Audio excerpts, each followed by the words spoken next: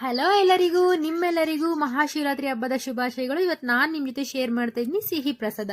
ಈ ರೆಸಿಪಿಗೆ ನೀವೇ ನೇಮ್ ಕೊಡಿ. ಇಲ್ಲಿ ನಾನೊಂದು 2 ಕಪ್ ಆಗೋಷ್ಟು ಅವಲಕ್ಕಿ ತಗೊಂತಾ ಇದ್ದೀನಿ. ಇದೊಂದು 2 ಟೈಮ್ಸ್ ವಾಶ್ ಮಾಡಿಕೊಂಡು ಸೈಡ್ಗೆ ಇಡ್ತಾ ಇದ್ದೀನಿ. ನೋಡಿ, ಈ ತರ ಇದೆಲ್ಲನೂ ಡ್ರೈ ಆಗ್ಬೇಕು. ಅವಲಕ್ಕಿ ಎಲ್ಲ ನೀರೆಲ್ಲ ಇರಬಾರ್ದು ಇದರಲ್ಲಿ.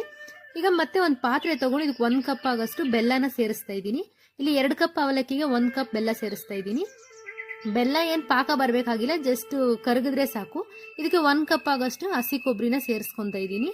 ಈಗ ಒಂದು 4 ಏಲಕ್ಕಿನೂ ಕುಟ್ಬಿಟ್ಟು ಇದ್ರಲ್ಲಿ ಹಾಕ್ತಾ ಇದ್ದೀನಿ. ನೋಡಿ, ಫಸ್ಟೇ ವಾಶ್ ಮಾಡಿ ಇಟ್ಕೊಂಡಿರೋ ಅವಲಕ್ಕಿನೂ ಇದಕ್ಕೆ ಸೇರಿಸ್ಬಿಟ್ಟು ಇದನ್ನೆಲ್ಲ ಚೆನ್ನಾಗಿ ಈ ಥರ ಕಲಿಸ್ಕೋಬೇಕು. ನನ್ನ ವಿಡಿಯೋನ ಫಸ್ಟ್ ಟೈಮ್ ನೋಡ್ತಾ ಇದ್ರೆ ಲೈಕ್ ಮಾಡಿ, ಶೇರ್ ಮಾಡಿ, ನನ್ನ ಚಾನಲ್ಗೆ ಸಬ್ಸ್ಕ್ರೈಬ್ ಆಗೋದು ಮರಿಬೇಡಿ. ಇಲ್ಲಿ ನಾನೊಂದು 2 ಸ್ಪೂನ್ ತುಪ್ಪ ತಗೊಂಡು ಇದಕ್ಕೆ ದ್ರಾಕ್ಷಿ ಗೋಡಂಬಿ ಹಾಕ್ಬಿಟ್ಟು ಗೋಲ್ಡನ್ ಕಲರ್ ಬರೋವರೆಗೂ ಫ್ರೈ ಮಾಡಿಕೊಂಡು ಈಗ ಇದನ್ನು ಇಲ್ಲಿ ರೆಸಿಪಿಗೆ ಸೇರಿಸ್ತಾ ಇದ್ದೀನಿ. ನೋಡಿ, ಒಂದು 2 ಮಿನಿಟ್ಸ್ ಬಿಟ್ರೆ ಸಾಕು, ಸಿಹಿ ಪ್ರಸಾದ ರೆಡಿ. ನೀವು ಟ್ರೈ ಮಾಡಿ, ಹೇಗೆ ಬಂತು ಅಂತ ಕಾಮೆಂಟ್ ಮಾಡೋದು ಮರಿಬೇಡಿ. ರೆಸಿಪಿಗೆ ನೇಮ್ ಕೊಡೋದಂತೂ ಮರಿಲೇಬೇಡಿ.